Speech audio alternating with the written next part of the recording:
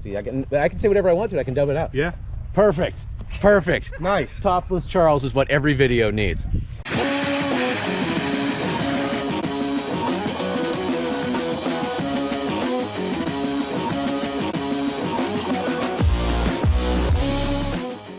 Hello, friends.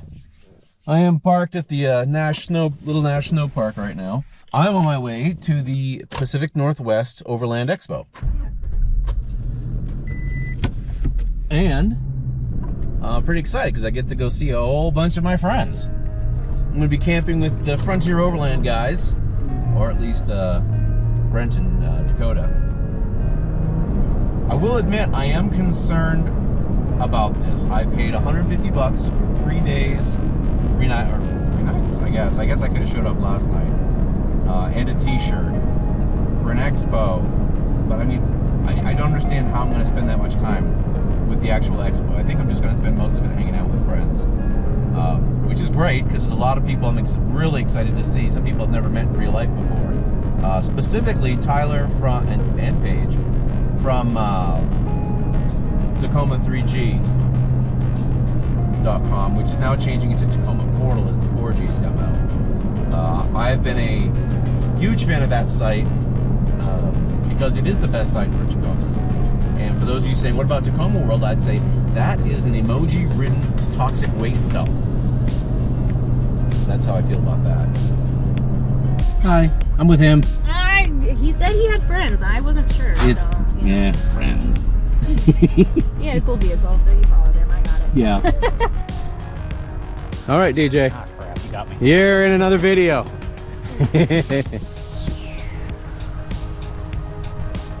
There's a dinosaur on that taco.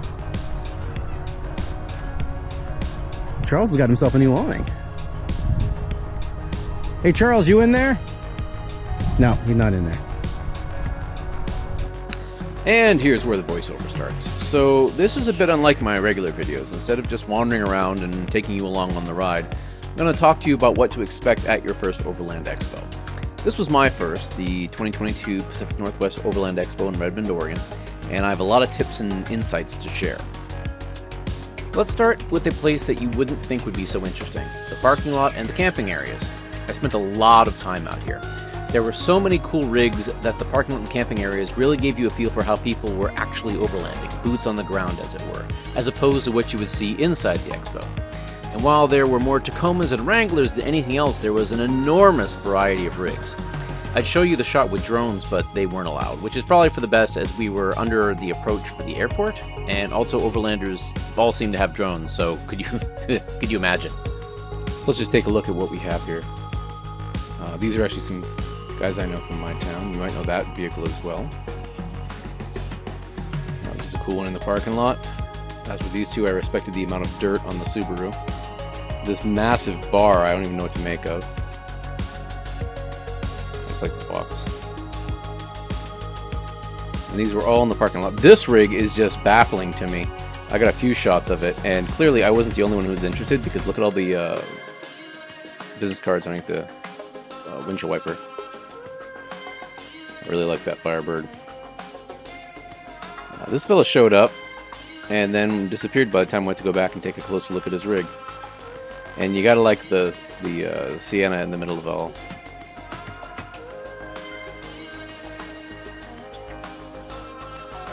And the Broncos had their own whole separate area just for the new Broncos. I think maybe Ford put that on before. This was day one. It wasn't even all that crowded when I took this video right here. People were still just rolling in.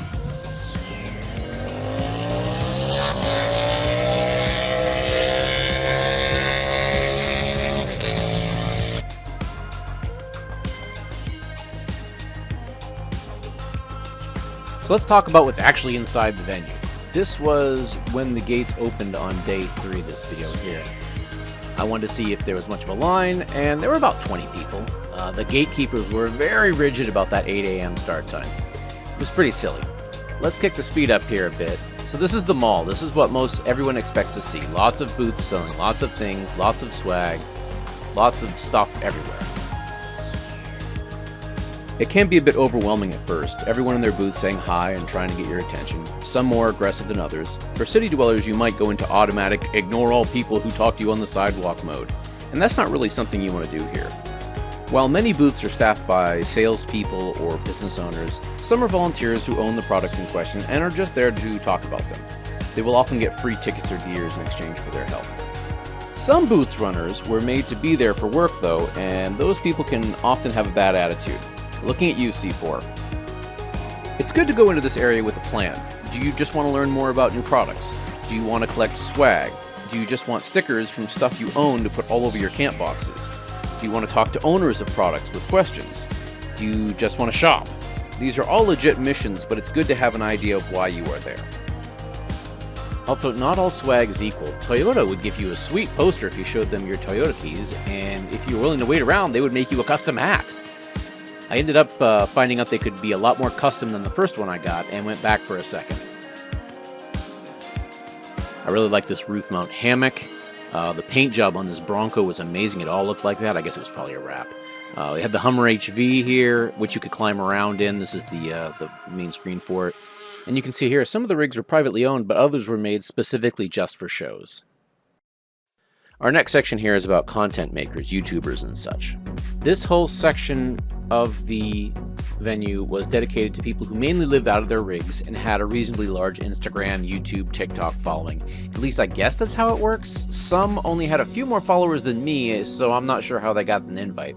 Honestly, I'd only heard of one of them. I mainly follow Oregon-based people myself. Most of these people were very nice and were willing to talk about their adventures endlessly. Parker from Expedition Nugget let me hop up in the cab of his rig. I know there's a love-hate relationship with YouTubers in the Overland community. Personally, I prefer Overlanders who YouTube over YouTubers who Overland, if you get my meaning. There were a couple big names I won't mention who held themselves aloof and had an inflated sense of self-worth, but most of the people I talked to were not like that. This is one of those sections where you got a lot of van life crossover. In fact, the whole event had a lot of van life going on. Additionally, it was also nice to see so many overlanding Land Rovers. Look at that one. Next, we come to the training tents. I've never had any patience for that. I can just find the same info on YouTube, and those tents are hot. So here's something that a lot of people do not participate in, but can be some of the most fun to be had, demos. Now, at this event, there were demos for electric bikes, motorcycles, and trucks. I opted for the trucks. Are these sales pitches? Yes, but they're also informative and fun. So let me shut up and I'll show you an abbreviated version. Well, money this one. Perfect. Want an order? I do not, but my buddy does. Yeah. And this is going to drive him crazy that I'm going for a ride in this thing. All right, well, cool. Do you know what he has on order? He's got one of the fancy ones. I don't remember which. Okay. I want to say starts with a B. Badlands. That's what we're in. Perfect. So within the full-size lineup, there's 8 that you can choose from, everywhere from base model to the, you see that Bronco Raptor we have sitting over here? As I mentioned, it's a sales pitch. We'll fast forward through this part and get to the part where we're driving. Or the tech package on here. Okay. I think that's what separates us from everybody else, especially from the cameras. So we'll get up on this little side slope. I can use this to kind of mark where my tires are. Watch this. I can go in here. Those are my front tires. That is slick. So what we have there is cameras that are mounted out in the mirrors. Huh. The cool thing is everything on this truck is, most everything on this truck is modular. So doors are meant to come off, roof's meant to come off. Yep. Hell yeah. And from the Jeep crowd, where they'd have to relocate their mirrors, we don't have to because they're already fixed to the body. Nice. So think of this from tire spotting. Yep. So if you didn't have a spotter available, Oh man. That's the cool phenomenal. thing is, if you thought maybe you were caught up on something, put the truck in reverse. Go back in there. Now I can look back at my rear tires. So okay, maybe you thought you had an obstruction or whatever, and you're like, okay, I'm clear. Go back to your default setting here. I can do a overhead. I can do where my tires are. We think they're going to go. That is very From a slick. marker standpoint. So the nice thing is ability to, on this model for the Badlands, is to disconnect the front stabilizer bar. You're right. But not only that, but disconnect it while under full load of the vehicle. It's like right now we've got one tire up in the air. Right. So go ahead and get that one. Yeah, and as I go to this camera view because you'll see the driver's side tire will stuff up a little bit higher as well, and then passenger will droop down because now we've unlocked it, so it's allowing those tires to rotate. In this case, travel further up in that vertical plane. And going back to the sort of the technology suite on this thing, blind crest. Yeah. At some point, if you don't have a forward-facing camera, you run out. Like right now, we have blue skies, right? But we can use the camera to get up on the mountain, up on the hill, And still see what we're in. still see what we're at. Notice how everything's focused on the screen? Yeah, those Broncos might be too easy. Very neat though. Anyway, next I went over to Fox Shocks. Their ride was a bit more high speed. The thing you'll see in this low speed is how much more sort of body roll we got. Oh yeah. And it wants to take the rear end around, and especially in this one. And then we get into this, and it's, you know, the amount of head toss that we get and how long it takes for the vehicle to recover there. Yeah. And this one, so we don't hurt anything, we're gonna bring it down to about 10, 11. And we're going through that travel, and everything's moving us around a lot more. So now we're gonna do the NASCAR quick change to figure out how we can fix this problem. Right. And I'm gonna bring up the speed again around these events, and we'll see how quickly we can go through them. Okay. Ready to go? Let's roll. So right off the bat, for me, it's way easier to kind of point and shoot on the vehicle. And we're gonna come into this way hotter. Ow. And we still have a nice hit there, but we have the support of the shocks to keep us from going so hard that we're gonna do damage. Anyway, that should give you an idea what the ride-alongs were like. I also drove around some obstacles with the Next Gen Tires group. I couldn't film that obviously because I was driving. This was all on the morning of day 3. No lines, I just walked right up and signed some waivers. I could have just looped through for hours if I had wanted. The people involved don't care because moving trucks attract more people to the demo area than trucks that are standing still. On to our next section, swag, aka the acquiring of free stuff. Every booth has stickers, and they are free because you can't be the one booth that charges for stickers. Bottle openers and beer koozies are also free, but how many of those do you really need? The holy grail of swag is shirts, but those are in short supply and usually have to do something to get one. Most of the time you have to pay for shirts and hats, but who wants to do that? The best swag is the weird stuff. Let me show you my haul.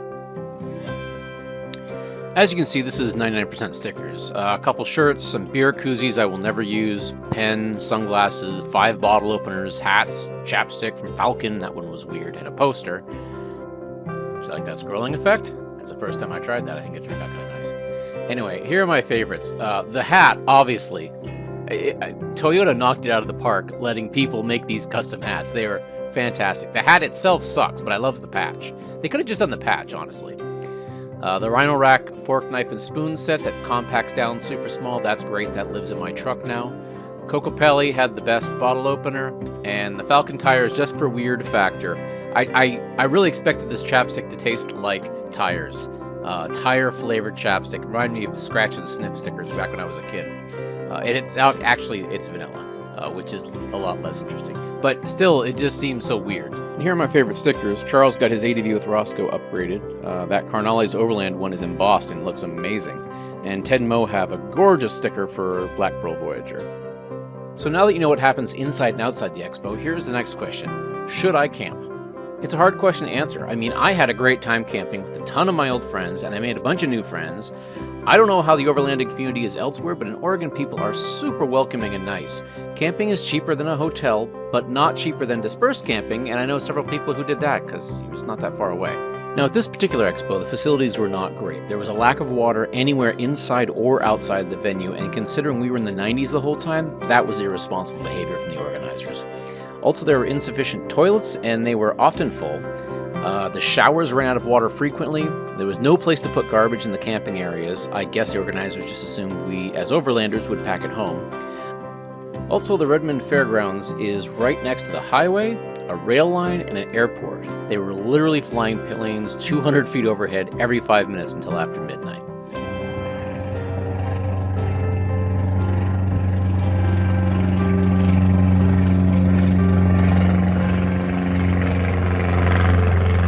Directly over my tent. So should you camp? Depends on your setup and the venue and local air traffic. It's also worth noting that fires were not allowed at this venue, even though it didn't stop most people, like that guy right there. So this might be something to consider as well. All that being said, I want to make sure not to dissuade you. I got to hang out with a lot of my favorite people. It's not super easy to get Overlanders together, and just about everyone I know in the community was at this event.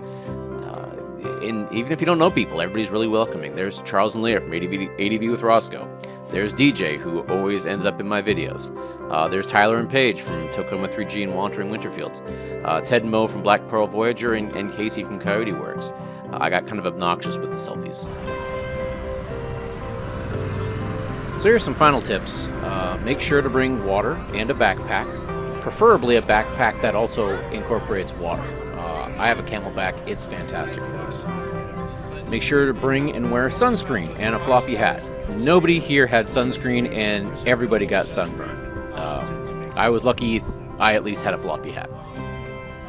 Hit the demos first thing in the morning. There's no line and everybody's ready to drive.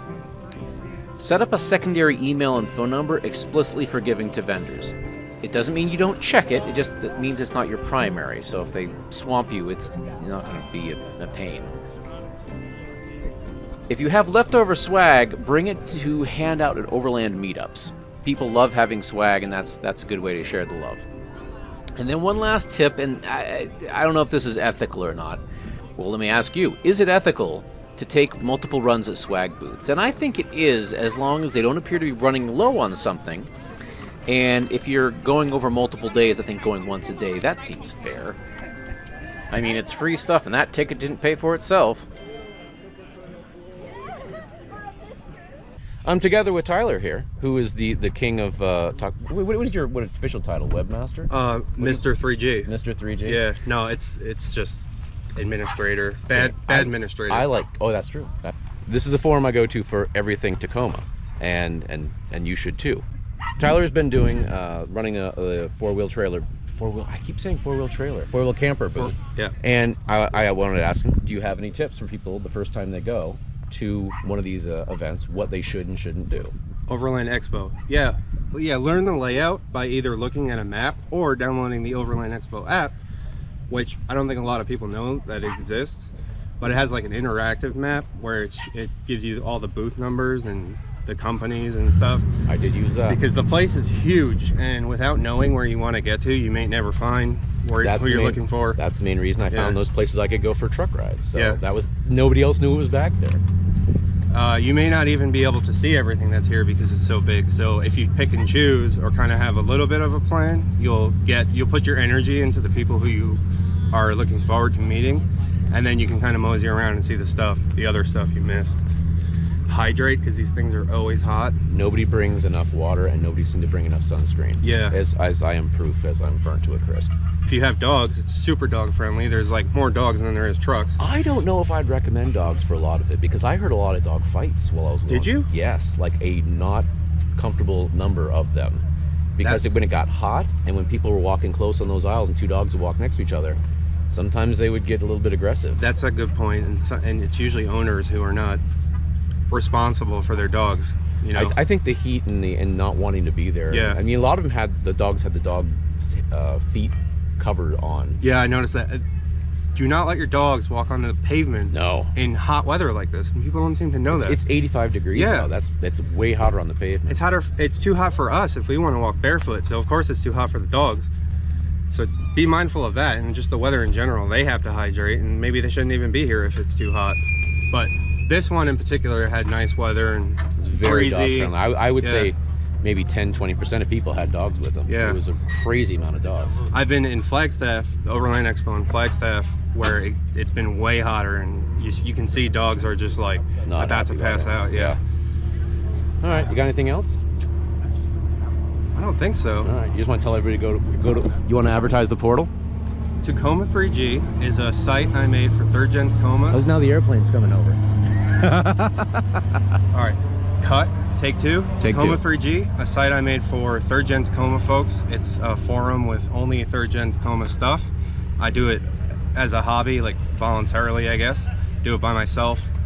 It's free to use. All the info's free. You don't even have to join. You can just read what's on there, or you can join and become like Rev. and win rig of the month and get cool Twice. stuff twice. And I'm a 2-time winner. yeah, get sweet mods for your truck and hang out with us. We're friendly. We're super beginner friendly, which is kind of not something you get on all forums. And sneak peek, you heard it here first in his video, I'm trying to expand a little bit and switching the name to Tacoma Portal to prepare for the future when there is a 4th gen Tacoma. So right now it's 3rd gen Tacoma specific, that's the point, but I want to continue to do this, so when the 4th gen comes out, it'll be like, I guess like a sister site where it looks the same, but that one is focused on the 4th gen, this one stays focused on the 3rd gen, but it's all under one name, Tacoma Portal. And then there'll be, when they get the electric Tacoma, then I'll do Tacoma EV. Hell which is yes. funny because I already own Tacoma EV. It's waiting. Nice.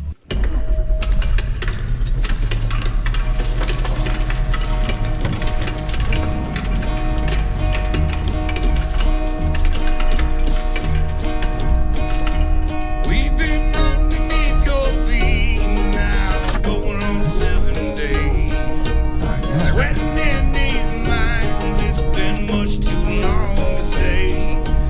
Narrate the room, oh, stretch out when I sleep. Not sure the time, it's been much too long to keep. Well, that's it. I am rolling out. I had a great time. Got to talk to a lot of people. Ooh, Rivian. Got to talk to a lot of people I haven't talked to in a while. Got to talk to a lot of people I haven't talked to ever in real life, which is pretty great. I'm always happy to see Charles. I gotta figure out this tune. Where the hell am I? I'm always happy to see Charles, and it was really great to meet Tyler and Paige in real life. I gotta decompress. There's so much that I gotta decompress for a while. This video is going to show up. Yeah, it's gonna be much beyond.